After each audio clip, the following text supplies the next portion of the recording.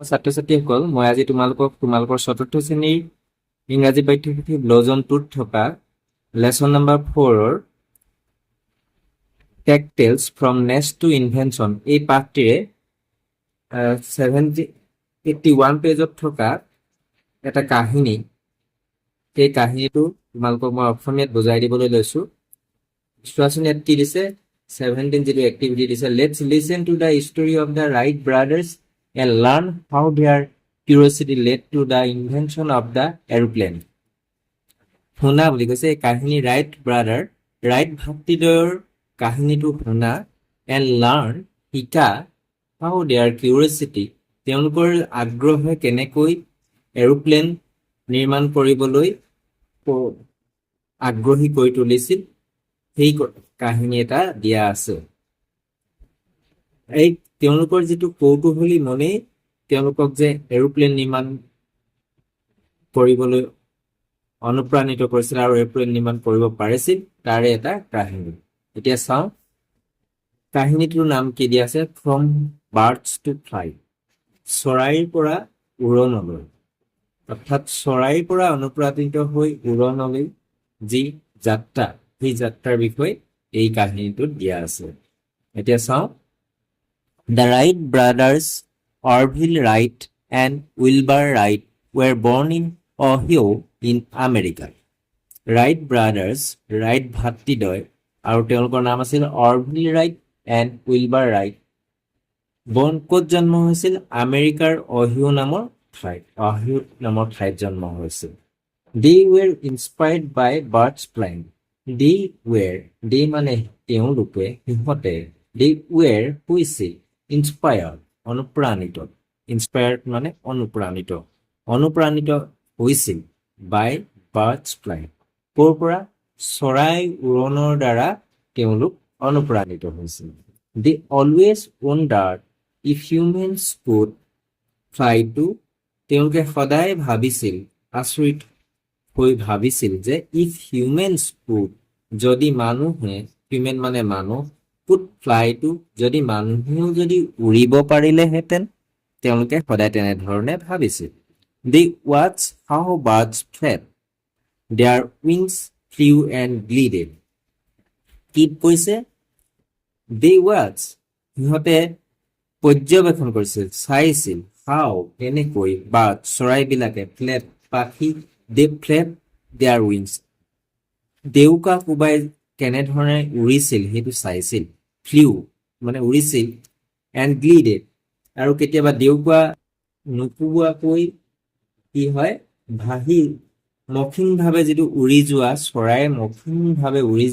গৈছিল, সেই মসৃণভাৱে উৰি যোৱা দেউকা কোবাই উৰি যোৱাটো ৰাইট ভাতৃদ্বয় কি কৰিছিল, লক্ষ্য কৰিছিল। ইট স্পাৰ্ক মানে আগ্ৰহ জগাই তুলিছিল, স্পাৰ্ক মানে কি, আগ্ৰহ জগাই তুলিছিল বা প্ৰেৰণা যোগাইছিল। ইট স্পাৰ্ক দেয়াৰ কিউৰিয়চিটি, চৰাই যে উৰি গৈছিল সেইটোৱে তেওঁলোকক কি কৰিছিল, আগ্ৰহ জন্মাই তুলিছিল বা প্ৰেৰণা যোগাইছিল, দেয়াৰ কিউৰিয়চিটি সিহঁতৰ আগ্ৰহটো। তেওঁলোকৰ যি আগ্ৰহ, মানুহে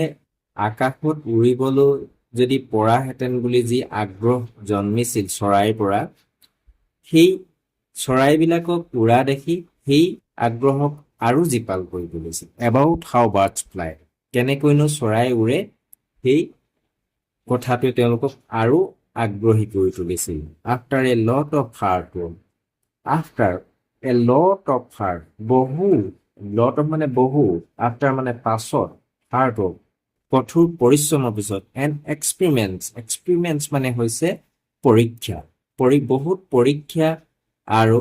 কঠোৰ পৰিশ্ৰমৰ পিছত কি হয়, they invented, সিহঁতে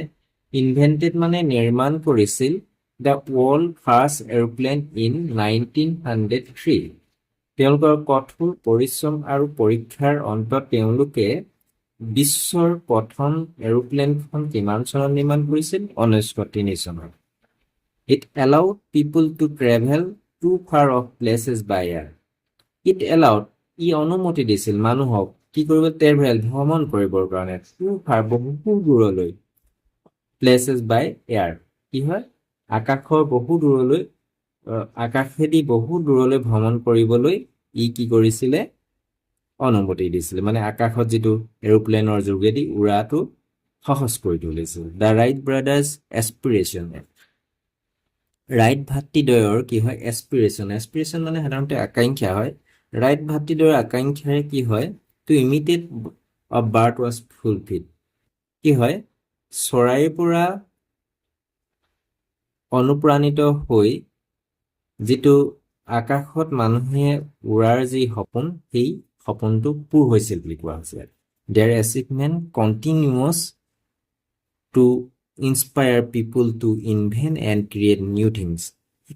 তেওঁলোকৰ এচিভমেণ্ট যিটো কৃতকাৰ্যতা তেওঁলোকৰ কৃতকাৰ্যতাই কি কৰিছিলে কণ্টিনিউছ টু ইনস্পায়াৰ পিপুল মানুহক সদায় অনুপ্ৰাণিত কৰে টু ইনভেন্ট নিৰ্মাণ কৰিবলৈ এণ্ড ক্ৰিয়েট নিউ থিংছ আৰু নতুন বস্তু এটা প্ৰতিষ্ঠা কৰিবলৈ সদায় অনুপ্ৰাণিত ৰাইট ভাতৃদ্বয়ৰ যি চেষ্টা সেই চেষ্টাই সদায় মানুহক নতুন বস্তু উদ্ভাৱন কৰিবলৈ অনুপ্ৰাণিত কৰে বুলি কৈছে নিশ্চয় তোমালোকে গম পালা কেনেকৈ কৌতূহলী মন এটাই অসাধাৰণ কাম এটা কৰি তুলিব পাৰে এই কাহিনীটোৰ দ্বাৰা ৰাইট ভাতৃদ্বয়ৰ এৰোপ্লেন আৱিষ্কাৰৰ যিটো চৰাই উৰণৰ পৰা অনুপ্ৰাণিত হৈ এৰোপ্লেন উদ্ভাৱনৰ যি কাহিনী সেই কথাটো তোমালোকে বুজি পালা এতিয়া ইয়াত কৈছে যে সে ট্ৰু অৰ ফলছ সঁচা আৰু মিছা কোৱা প্ৰথমটো দিছে দ্য ৰাইট ব্ৰাদাৰ্ছ ৱেৰ বৰ্ণ ইন অহিও ইন আমেৰিকা এইটো সঁচা এইটো ট্ৰু হয় এইটো ট্ৰু বুলি লিখিম B they invented the world first aeroplane in 1903 এইটো ট্ৰু হয় এইটো ট্ৰু তাৰপিছত the passage is about the invention of ship এইটো ফলছ এইটো এৰোপ্লেনৰ উদ্ভাৱন আছিলে এইটো ফলছ হ'ব হয়নে নিশ্চয় বুজি পালা আজি পাঠ ইমানতে সামৰিছোঁ পুনৰ অন্য এটা নতুন পাঠত লগ হ'ম ধন্যবাদ